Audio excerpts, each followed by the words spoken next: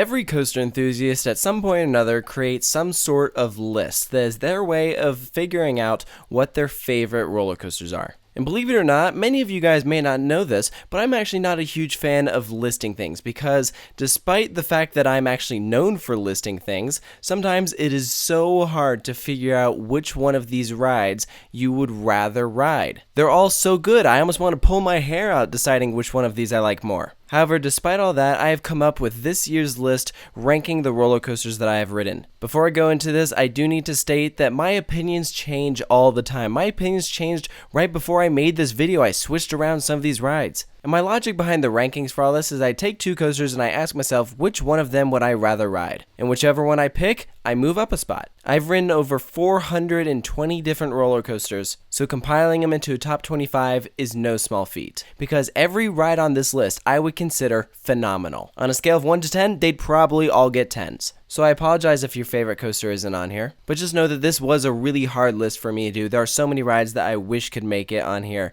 that don't. And I'll kind of discuss some more of that at the end, but let's get into this. Just barely making the cutoff is Boulder Dash. For a lot of people, this is their favorite wooden roller coaster, and this ride is fantastic. It uses the terrain very well. There's a lot of great airtime moments. I got to experience it for the first time this past year, and it was a very enjoyable coaster. A bit rougher than I was expecting, but the airtime makes up for that. Next up is Thunderbird at Holiday World, and I love this ride. I have a soft spot for Thunderbird. It is by far my favorite wing coaster. That launch is fantastic. It's so smooth. It is very enjoyable. The inversions are fun, and when you pack all that together, you have a very re-rideable coaster. Holiday World knocked out of the park with this one. KUMBA is taking our number 23 spot. This is a B&M sit-down coaster at Busch Gardens, Tampa, and man, is this ride intense. This is my favorite coaster in the park. It takes you through several inversions, and it is a powerful ride. It packs it in, and I was surprised how smooth it is, considering how old the ride is. It's been around for a while, but it is still running glossy smooth. So I'm a big fan of KUMBA. And surprise, surprise, look what coaster made this list. It's X2 at Six Flags Magic Mountain. The last time I had ridden this coaster, I had only gotten on it once, and I wouldn't even put it in the top 10 coasters at Magic Mountain. However, it turns out all you have to do is ride on the inside seat, and the ride is actually really good. So even though the experience is pretty crappy on the outside seats, the inside seats make up for it, and man, I had an awesome ride on it this past October. So just be careful where you sit on this ride. If you get a good ride, it's going to be excellent. If you get a bad ride, it's going to be bad. And I know some people, this is like their favorite coaster. So to those people, I say, just be glad that this actually made this list, because I think a lot of people were expecting this not to be on here just because of my past experience. Moving on, number 21 is New Texas Giant at Six Flags Over Texas. This was my first ever RMC, and it was the first RMC. There's no inversions or anything, but it is a super long ride. You get lots of great ejector airtime. I love how it works in the tunnels. I think sometimes it's overlooked in favor of some of the newer RMCs, but this still holds up. And next we have MANTA at SeaWorld Orlando. I know everyone's talking about MAKO, the newest coaster at SeaWorld Orlando, but this one is still a fan favorite. It's an absolutely beautiful ride to just watch, and those elements are amazing. Gotta love a good pretzel loop. And of course the way it interacts with the water, fantastic. Not to one-up it, but literally one-upping it is TATSU at Six Flags Magic Mountain. My favorite flying coaster. At one point I did prefer MANTA, however this past October when I got on TATSU again, I forgot how just massive this ride is. Its layout is amazing, the inversions are very well done, and that pretzel loop is just madness. I was very impressed with this coaster. Back seat is the way to go, by the way. Taking the 18th spot is AFTERBURN, my personal favorite inverted coaster. I've had the pleasure of riding every B&M in America, and out of all those inverted coasters, AFTERBURN still holds up as my favorite. I love its pacing, it's very intense, and the elements are very well done. It's also got a great theme of airplanes. As soon as you leave the station, you are cleared to take off. You start going up that lift hill, go down through a drop, loop, Immelman, the whole shebang. It is a fantastic roller coaster. Number 17, this may surprise some people, it is GHOSTRIDER at Knott's Berry Farm. I liked this coaster last time I rode it, but oh my gosh. After I rode it again a few months ago, I forgot just how intense this thing is. You get in the back seat night ride, man, this ride hauls. It is incredible. I never got to experience it when it was rough, but oh my gosh, smooth GHOSTRIDER is the way to go. This ride is freaking amazing. Just a backseat night ride was enough to push this coaster significantly higher in my rankings than when I last had it. The next spot is for Phantom's Revenge at Kennywood. I love how this ride uses the terrain. It has so much ejector airtime. The lap bars like don't even touch your body. You're flying at crazy fast speeds. Of course, this ride is famous for having a second drop that is bigger than the first one. Neither drop disappoints. This ride is so unique and it is absolutely worthy to be on this list. So we've made it to our top 15. Number 15 is Lightning Run. This is a Chance Hyper GTX, the only one like it, and I am still surprised that it is the only one like it. There's so much ejector airtime on this ride. It has a small layout, but this coaster proves that you don't need to be a humongous roller coaster to be absolutely fantastic. It's glossy smooth, so much twistiness. Again, a backseat ride, man, it is insane. And number 14 is MAKO. It is the only B&M hyper coaster to make this list. It is my favorite B&M hyper. It's not that I dislike B&M hyper coasters, but I'm a big fan of coasters that are more intense and more focused on ejector airtime. So there's a lot of these hyper coasters that I like, but none of them were able to make this list with the exception of MAKO at SeaWorld Orlando. MAKO's different than the rest. You got a really strong layout where every single hill gives you crazy airtime. There's even an ejector speed hill, and the way that it banks over the water. It's simply the best B&M hyper. Feel free to disagree with me, but that's just my opinion. Skyrush is the largest coaster at Hershey Park, and with this ride, you either love it or you hate it. I love it. The restraints have never really bothered me like they bother some people, but I love all the ejector airtime hills. It's a quick ride, but this ride uses all its speed and momentum to its advantage. You are flying through the course. It is non-stop action. And 12 is a fan favorite for a lot of coaster enthusiasts. It is Cedar Point's Maverick, the only coaster at Cedar Point to make this list, which I know is going to upset a lot of people that Millennium Force didn't make my top 25. But Maverick, I mean, I love this ride. Who doesn't love Maverick? You got a fast-paced ride, low to the ground, lots of crazy bank turns, and that launch halfway through. Can't help but love this coaster. It's a mini Intimidator through 5, which we're getting to that coaster later. Just barely missing the top 10 is Mystic Timbers. This is my personal favorite GCI roller coaster. I love its quick pace, so much ejector airtime. A lot of people didn't like the shed, and that's fair, I can understand that. But when you focus on the rest of the ride elements, oh my gosh, this ride was way better than I think a lot of people were expecting. It's my favorite coaster at Kings Island. It does not disappoint. Every single ride I've gotten on it, I have absolutely loved it. My personal favorite seat is the back. You really get whipped over everything. It's amazing. So we've made it to my top 10. Now we're really getting into the crazy awesome rides. This is Twisted Colossus at Six Flags Magic Mountain. Holy guacamole, this ride is amazing. It is sheer brilliance by Alan Schilke. Because wow, I love how you get to do both sides. The downside is that the park seems to have a hard time dueling this thing.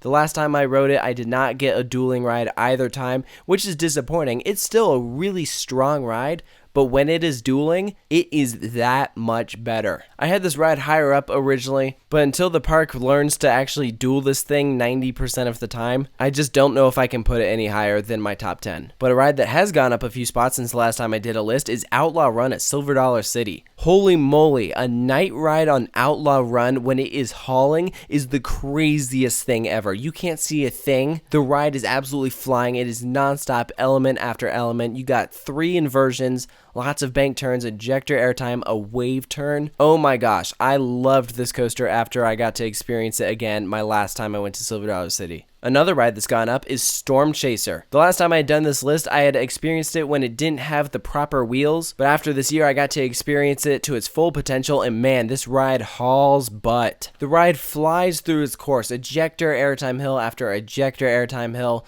couple of inversions. I love that barrel roll drop, and it is nonstop speed to the very end. Huge fan of this ride. And just barely ahead of it is Wicked Cyclone at Six Flags New England. Let me tell you, I've only been to Six Flags New England once, but I absolutely loved marathoning this thing, almost getting 10 rides on it. It's such a compact layout. By the end, you are weaving in and out of the structure, staying really low to the ground. You're flying through several inversions. Every row on Wicked Cyclone is good, but again, with these RMCs, you gotta sit towards the back if you want the best experience. Wicked Cyclone exceeded my expectations, and I had a really hard time deciding between that and Iron Rattler at Six Flags Fiesta Texas. I ended up putting this just one spot ahead, but it's really close. What I love about Iron Rattler is its twisted drop. The sheer size of that drop, it is absolutely incredible. Its inversion is very well executed. My personal favorite part of the ride is when it dives off the cliff. When you're sitting in the back and you just go off the edge, oh my gosh, you're free falling and it is madness. Iron Rattler is a must ride if you are a coaster fan. So we've made it to my top 5. The number 5 spot is Intimidator 305. I've ridden this coaster more than any other on the planet. I very much have a soft spot for this coaster. It is so intense. I know if you're a first time rider, you may not love it, but if you love it, then you might put it a bit higher. But because I ride it so much, I don't think I appreciate it as much as a first time rider would, but I still love it enough where it makes my top 5. So what coasters have I put above it? The number 4 spot is Voyage at Holiday World. This ride is crazy long, so much airtime. Like, it is amazing how much this ride throws you out of your seat. It just keeps on going. If you get a chance to ride it trimless at night, that is one of the greatest coaster experiences you could possibly have. That very reason is why I've put this coaster so high. And next is another wooden coaster, a big favorite of mine, El Toro. Oh my gosh, I love this ride so much. You almost get bruises on your thighs from getting thrown up out of your seat so much on this ride. The airtime, I just can't describe it. There's simply nothing else like it. Its layout is so good. Those hills are absolutely massive. And there's so many great hand choppers as you're making way back after that big turnaround. And I had a really hard time deciding between that and my number 1 wood coaster, Lightning Rod at Dollywood. Look, this coaster, it took a while for me to get on it, but man, once I actually got on it, boy was it sweet. The launch is amazing, the airtime is amazing. That quadruple down, probably one of the single greatest elements on a roller coaster in the history of ever. Now, since I last rode it, I understand that they've added some sort of trim or something where it isn't going as fast over the top. I've not experienced that yet, so maybe if I did, I wouldn't rank this coaster quite as high, but I did get to experience Lightning Rod in its fullest potential. So taking that into consideration, that is why I've put it at my number 2 spot, leaving my number 1 coaster as Fury 325. This is still my favorite coaster after I rode it opening year. Now, since most enthusiasts have gotten around to riding it, I know there's a lot of people that would consider it overrated or not worthy of the number 1 coaster in the world title, and I can understand that, but when I first rode it, it was my 100th roller coaster, and at the time there wasn't a whole lot of hype around it because it was still so new. So I was absolutely blown away. My expectations were exceeded. I love this ride. I love its elements. I love its color scheme. I love its logo. If you get a front seat night ride on Fury 325, it doesn't get much better than that. Of course, my favorite element is still that dive under the bridge. You bank so high up and then just fly under the pedestrians. It is such a cool experience. Fury 325 at CAROWINDS is my number 1 roller coaster, but I want to hear from you guys what your favorite roller coasters are. Again, this is just my personal list based off of the roller coasters that I have experienced, and you're welcome to disagree with me. I encourage you all to create your own lists and don't judge roller coasters based off of my opinions. Go out and experience them for yourself, and if you disagree with me, that is totally fine. I already know a lot of people are going to be giving me flack that Millennium Force, Leviathan, Superman the Ride, Dragster, all those great rides aren't on my top 25. So I apologize for that. Like I said, my opinions are constantly changing, and when you've ridden that many roller coasters, it really is hard to rank them. This just so happens to be the placement that I have come up with. I'm excited to see how it changes in the future. So that being said, I hope you enjoyed this video. I welcome you to comment your top 25 or top 10 favorite roller coasters, and of course you can stay tuned for more countdowns. I have more coming here at Coaster Studios. Thank you for watching.